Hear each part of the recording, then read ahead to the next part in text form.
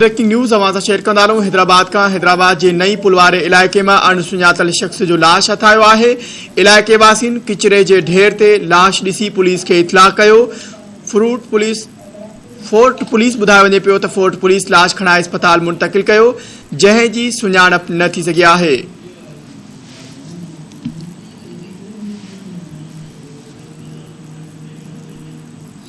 खबर के हवाले से नाज़रीन अवां खे आगाह करायूं या ब्रेकिंग न्यूज़ अवां सां शेयर कंदा रहूं। हैदराबाद जे नए पुलवारे इलाइक़े में अणसुञातल शख्स जो लाश हथायो आहे। इलाइक़े वासियुनि किचरे जे ढेर ते लाश ॾिसी पुलिस खे इतलाह कयो।